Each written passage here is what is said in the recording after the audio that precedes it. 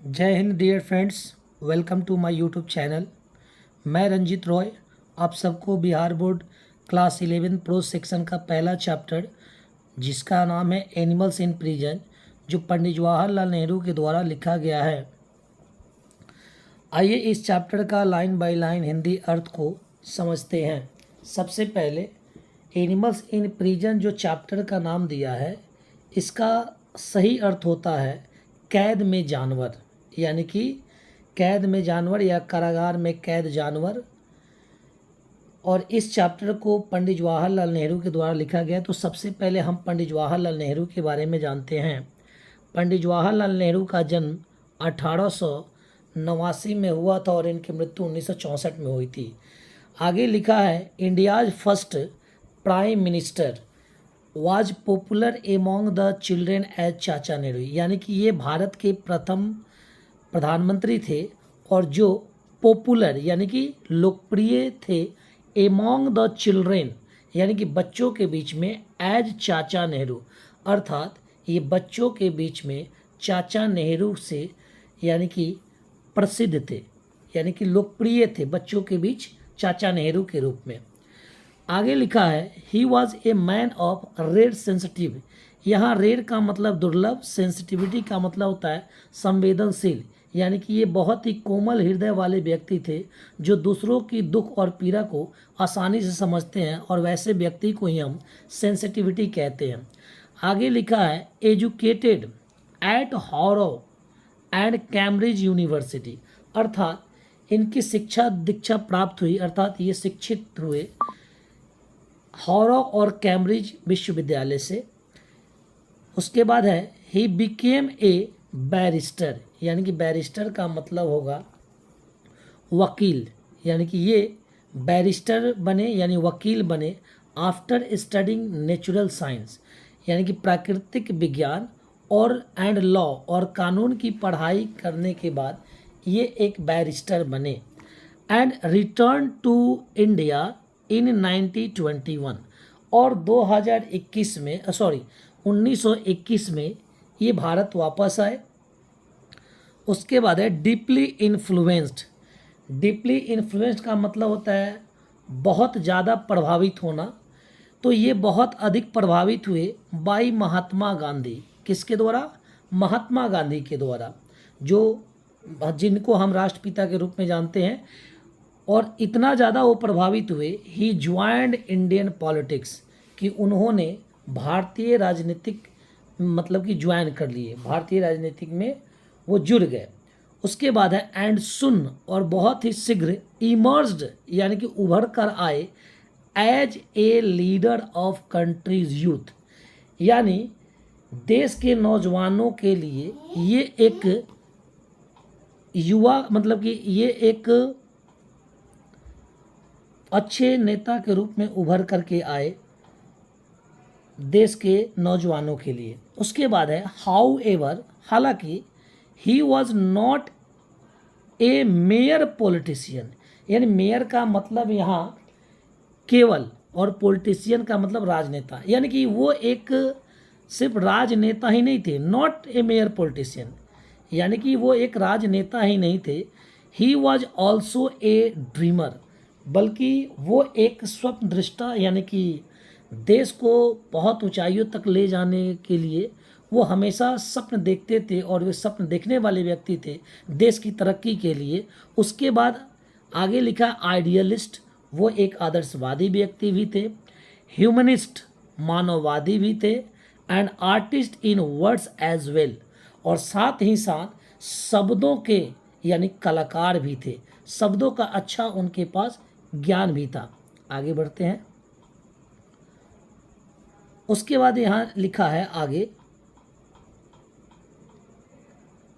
How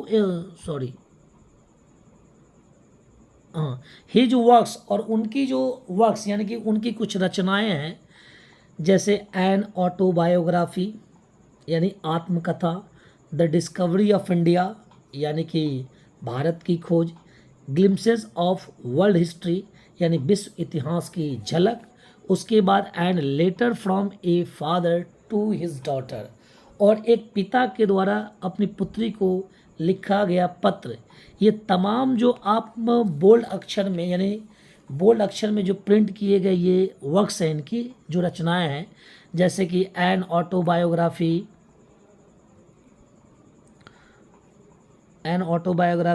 the discovery of India, glimpses of world history and letter to from a father to his daughter, ये तमाम जो इनकी रचनाएं हैं आर रिमार्केबल, यानी बहुत ही उल्लेखनीय हैं।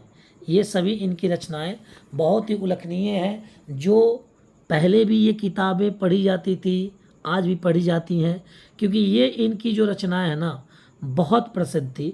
उसके आगे लिखा है कि for a rare vigour and beauty, और इनकी ये जो रचनाएं हैं, इनकी रचनाओं में देखा जाता था रेयर विग्योर यानी कि दुर्लभ जोश, ताकत एंड ब्यूटी और खूबसूरती, यानी इनकी ये रचनाएं इतनी जोश की थी, इतनी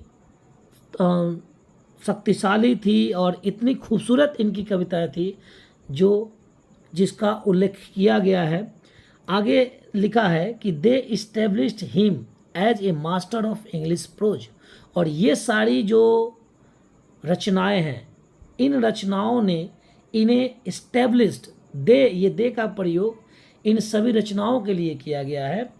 इन सभी रचनाएं इनको इस्टेब्लिश्ड प्रस्तुत की as a master of English prose, एक अंग्रेजी गद्य के मास्टर के रूप में, यानी जानकार व्यक्ति के रूप में, विशेषज्ञ के रूप में इन रचनाओं ने इन्हें प्रस्तुत किया। मतलब इन रचनाओं से इन्होंने अपने आप को, खुद को एक अंग्रेजी गद्य के महान शिक्षक, विशेषज्ञ के रूप में जाने जाने लगे। While in prison before independence, यानी कि आज़ादी से पहले जब ये जेल में थे, ही रेड बुक्स, ये किताबें पढ़ते थे। ऑब्जर्व नेचर, ये प्राकृतिक का अवलोकन करते थे, यानी कि प्राकृतिक को ध्यान से देखते थे। ड्रीम्ड एट टाइम, और कभी कभी वो सपने भी देखते थे।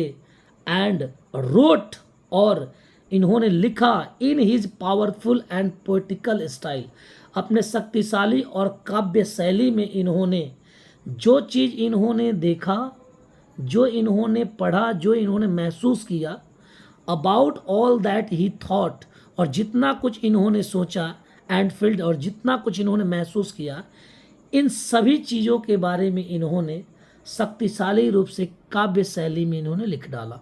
अर्थात जब ये जेल में थे, जेल के दौरान जिन चीज़ों को ये देखते थे, जिन चीज़ों के बारे में ये सोचते थे, चाहे आसपास के प्राकृतिक दृश्य को देखते थे, या जो जो इनके मन में उस समय चीज़ें, बातें आती थी, जिस चीज़ को वो महसूस करते थे, जैसा वो सोचते थे, उन तमाम चीज़ों को इन्होंने शक्तिशाली रूप से अपनी काव्य शैली में इन्होंने लिख डाला। फिर आगे लिखा है हिज एलिगेंट पोएटिकल प्रोज, यानी इनकी सुंदर काव्यात्मक जो गद्य हैं, is best captured in his autobiography, यानी कि ये एक जो रचना लिखे हैं, इनकी एक जो पुस्तक है ऑटोबायोग्राफी, आत्मकथा, उसमें इन्होंने यानी अपने काव्यात्मक प्रोज जो गद्य है, इसकी सुंदरता को इन्होंने चित्रित किया है। द फॉलोइंग एक्सट्रैक्ट, और जो हम अभी पढ़ रहे हैं, ये एक एक्सट्रैक्ट, एक अंश है, एक सार है, और ये जो सार है यानी संक्षिप्त जो बातें हैं जो ली गई हैं, टेकन फ्रॉम एन ऑटोबायोग्राफी, यानी कि एन ऑटोबायोग्राफी जो इनकी पुस्तक है, इस पुस्तक से इस चैप्टर को, इस अंश को लिया गया है। आपके एग्ज़ाम में ऑब्जेक्टिव क्वेश्चंस भी पूछे जा सकते हैं कि एनिमल्स इन प्रिजन जो है वो कहाँ से लिया गया है, किस रचना से ली गई है, तो ध्यान रखिएगा एन ऑटोबायोग्राफी इसका सही आंसर होगा।